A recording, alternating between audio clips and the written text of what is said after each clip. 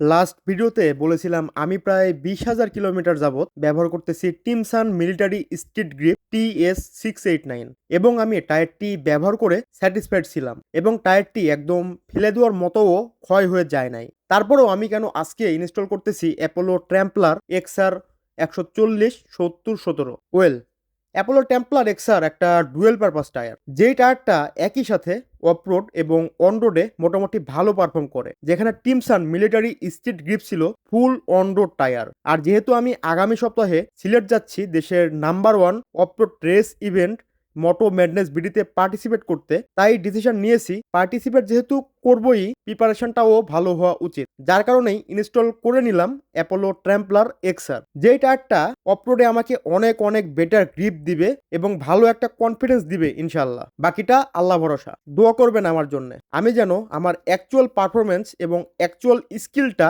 মোটো madness বিডিতে show করতে পারি। এটাতে গেল রিয়ার টায়ারের কাহিনী। আমি ফ্রন্টেও নতুন একটা টায়ার ইনস্টল করেছি, পরবর্তী ভিডিওতে ইনশাল্লাহ সেই টায়ার সম্পর্কে বলবো।